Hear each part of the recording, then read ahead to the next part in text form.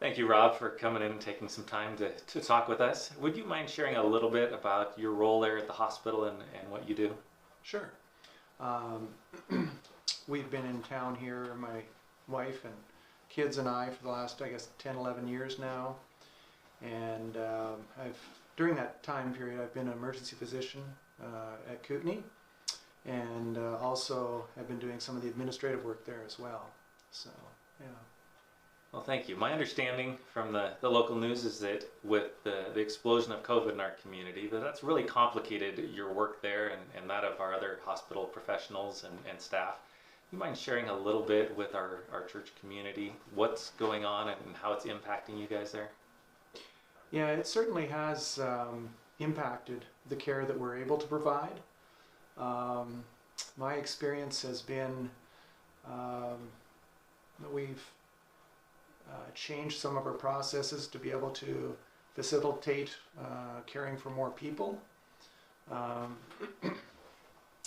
volumes have certainly increased significantly, and the majority of the illnesses that we're caring for at this point, or the significant illnesses, are related to COVID. So it's certainly put a strain on the system. I know folks have, I'm sure, heard that the governor has declared a crisis standard of care, and that now is statewide. And also the Guard has been called in to help. And so there's been some significant changes over the past month alone in our community here.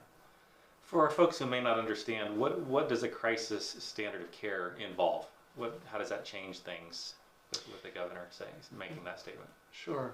So what that means is that when you bring in crisis standard of care, it means that you're unable to care for the demands in a community, and you have to start allocating resources, meaning that you have 10 people that are sick, you only have resources for 5, and so you have to do the best that you can to care for those 5 people, and the other 5 may not get adequate care under that scenario. It's got to make things pretty difficult for those who have to make those decisions of you get to come in and receive care, but no, you have to go home and you can't be cared for. It certainly has been difficult. Of course, this has just been enacted recently, and we have not seen the full effects of that yet. I guess that's one of my concerns. We're early on in this, but I am concerned it's going to get more significant in a month or two as the current trajectory is showing us. So as you look at the community impact of this, obviously you just shared that some people aren't being able to receive care, even some urgent care that they need. What other impacts for those who may be in the hospital, someone who's sick or maybe they have such a serious case of COVID or whatever else it is that they may end up dying? How does that impact them with the restrictions that are having to be put in place? Yeah, it's frustrating for family, it's frustrating for those that are being cared for. I do know that they have brought in a no visitor policy for folks that do have COVID and that are admitted, and that's been really difficult. I've known some of our members and cared for some that I've been able to sneak in to go see and say hello to. It's pretty lonely when you're admitted, and it's obviously very difficult for the family as well, knowing that they can't go in and see their loved ones, especially if they are critically ill. Mm-hmm. So it's not just a crisis or a burden on the hospital staff and doctors. It's also a community issue. I mean, it's causing anxiety and keeping families from being with their loved ones when they're critically ill in the community as well. yeah. So it's a big deal what's going on right now in our community. Mm-hmm. As a church, how can we as a church body and as individuals within the church respond in a way that will be supportive of the hospital and of the rest of our community during this time of crisis? I think the first thing I would say, and once again I want to set politics aside here. I mean, this is a medical issue. And for myself, I have to deal with this day in and day out. It was a pretty easy decision for me after looking at the literature and to become vaccinated. And certainly my family is vaccinated as well. I really do not want the possibility of them getting critically ill from something like this. And so I know it's controversial, and I know people have specific medical needs that they may feel that they cannot be vaccinated. But I would certainly encourage folks to reach out to their family physicians to really look into that, to see if they have a reason they should not be vaccinated. And if they do not, I would strongly recommend it. I equate this to, we had polio back in the 50s. What a scourge, what a difficult situation that was. And the only way that we moved past that was through vaccination and public health.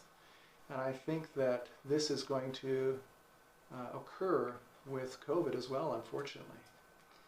Yeah. So the first thing we can do is get vaccinated. In your experience there at the hospital, what percentage of the large number of COVID patients coming in are unvaccinated versus vaccinated? Yeah.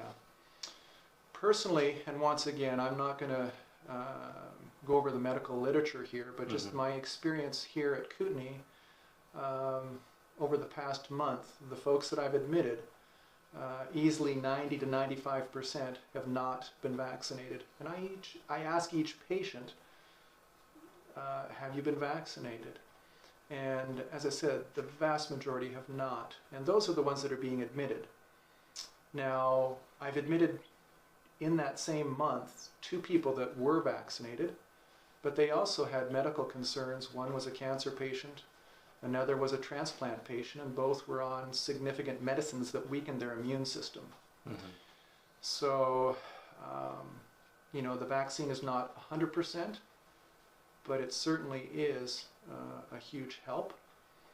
I would also say that the